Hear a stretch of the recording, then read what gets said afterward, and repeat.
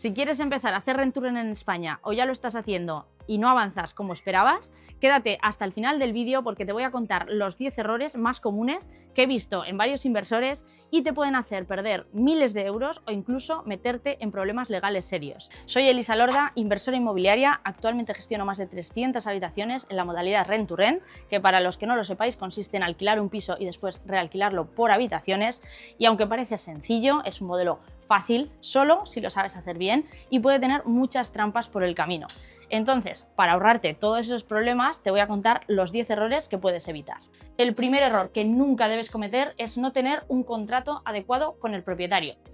¿Qué he visto muchas veces? Que la gente alquila un piso de Rent to Rent con un contrato de vivienda habitual, regido por la Lau, y sin decirle al propietario que va a realquilar las habitaciones. Esto es un error gravísimo. Primero, porque si no tienes el consentimiento del propietario, puede quitarte el piso, te puedes meter en problemas serios y además lo estarás haciendo de forma totalmente ilegal. Entonces, siempre con la verdad por delante, y los contratos que debes utilizar es o un contrato bien de explotación de vivienda o bien de gestión de vivienda, pero nunca utilizar un contrato de subarriendo normal y mucho menos sin el consentimiento del propietario. El siguiente error más común es no hacer un estudio de mercado real.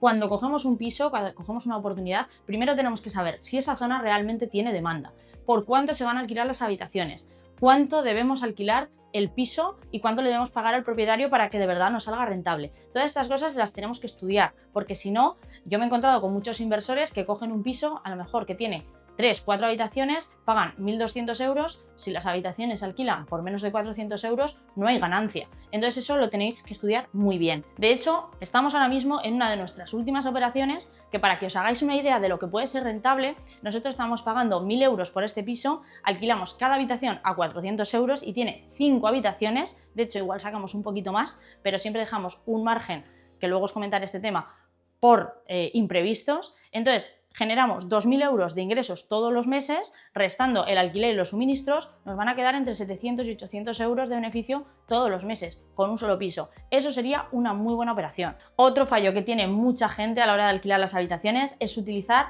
un contrato con el inquilino incorrecto o directamente no utilizar contrato.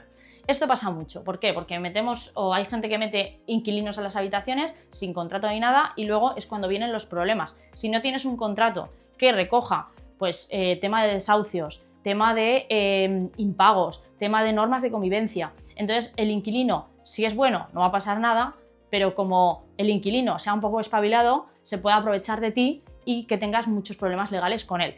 También ayuda mucho tener un anexo de las normas de convivencia para que la convivencia entre todos los inquilinos del piso sea buena. Vamos con el siguiente de los errores, y es no calcular bien los costes de un piso.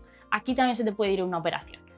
El primer coste, el más importante, es el alquiler, pero luego tenemos otro tipo de gastos como son los suministros, que son el agua, la luz, el gas en caso de que lo tenga y la calefacción en caso de que sea central.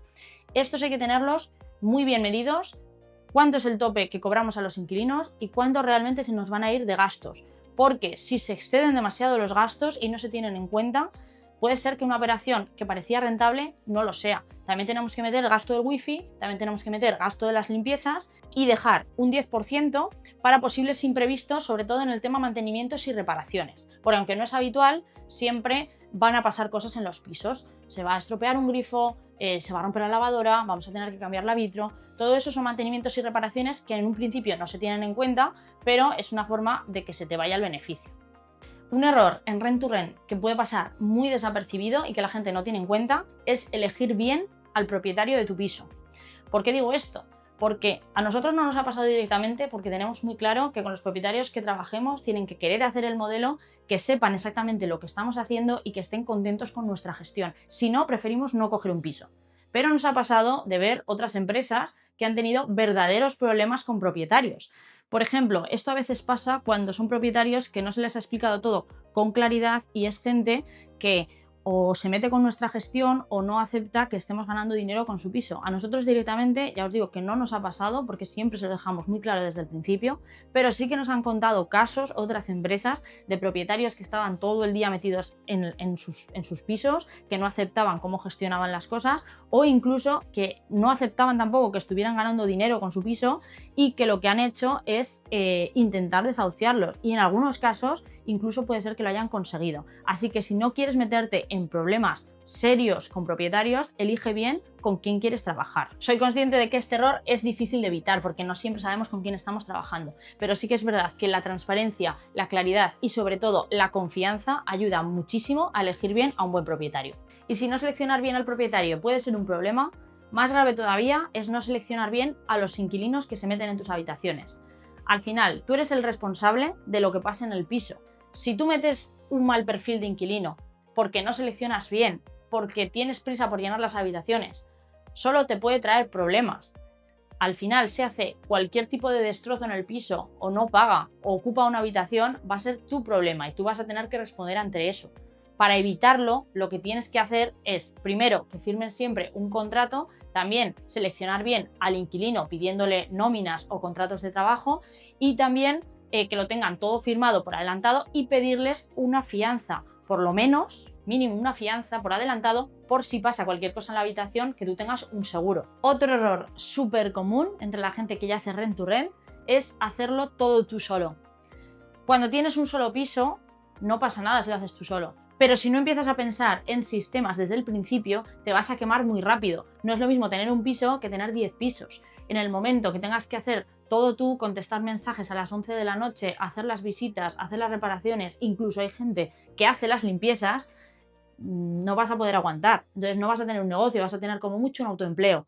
Para eso no son las inversiones inmobiliarias y mucho menos el rent to rent. El rent to rent consiste en tener ingresos, pero también en tener libertad, o así lo entendemos nosotros. Eso es un error súper común. Para evitarlo, ¿qué tienes que hacer? Pensar desde el principio en crear sistemas y tener un equipo cuanto antes. Es decir, delegar todo lo que puedas, como por ejemplo tareas de bajo nivel, como pueden ser limpiezas o mantenimientos, eso lo primero, y después empezar a delegar el tema de las visitas y automatizar todos los procesos de gestión, como por ejemplo las llamadas o los mensajes. Otro error que pasa bastante desapercibido es no tener en cuenta a las comunidades de propietarios. Por un lado, si metes un mal perfil de inquilino que ocasiona ruidos, destrozos o incomoda a la comunidad de cualquier forma, te pueden incluso llegar a quitar el piso. Entonces, para evitarlo, pues va unido con el error anterior que hemos comentado, que es el de seleccionar bien al inquilino.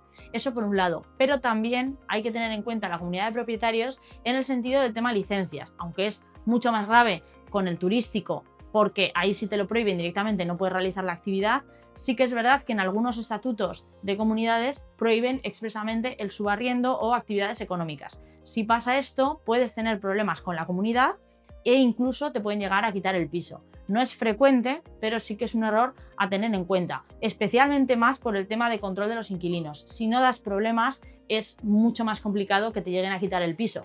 Pero si das problemas y encima se añade a que la comunidad prohíbe el subarriendo, ahí estás perdido. Y vamos con otro error, este también bastante común, que es no declarar lo que ganas a Hacienda. Este es un problema, ¿por qué? Porque hay mucha gente que lo hace sin tener una sociedad, que lo hace sin ser autónomo. Si tú tienes unos ingresos, como cualquier empresa, debes declararlo. Y si no lo declaras, puedes tener un problema muy grave. Hay gente que coge un piso, incluso a veces en vivienda habitual, como hemos comentado lo de los contratos, y se pone a realquilarlo por habitaciones, aunque tenga permiso del propietario, pero no declara ingresos. Eso es muy arriesgado porque en el momento que Hacienda se entere de que estás teniendo esos ingresos, te puede caer una multa y además la multa puede ser gorda. Entonces, si tú vas a hacer rent to rent, que sepas que tienes que ser o bien empresa o tener una SL o bien ser autónomo, pero siempre declarando los ingresos para no tener problemas. Y vamos con el último de los errores, que consiste en escalar demasiado rápido. Todo el mundo cuando empieza con el rent to rent ve lo bueno que es, tiene un piso y ya quiere enseguida tener 5 o 10 pisos. Pero si no has validado el modelo de negocio y no sabes cómo escalarlo, cuando tengas 5 o 10 pisos te vas a encontrar con un montón de problemas. Entonces, lo que tienes que hacer, lo primero, es saber cómo gestionar, saber después delegar los procesos, saber enseñarlos bien a otras personas, porque si no va a ser un caos, y sistematizarlo todo. En el momento que aprendas esto, ya estás capacitado para delegarlo y ya puedes escalar el negocio. Pero recuerda que es mejor tener un piso bien gestionado que no tener 5, pero mal gestionados y que sea un caos. Con esto llegamos al final del vídeo. Espero que si estáis empezando podáis evitar todos estos errores y empezáis de la forma correcta. Y que si ya estáis haciendo rent to rent, pues podáis identificar algún punto de mejora y os haya servido este vídeo. Con esto llegamos al final. Si os ha gustado el vídeo, darle like, no os olvidéis suscribiros a mi canal y enviárselo a cualquier persona que lo pueda necesitar. Nos vemos en el próximo vídeo y si queréis más contenidos como este o queréis que profundice en alguno de los errores, dejadmelo en comentarios.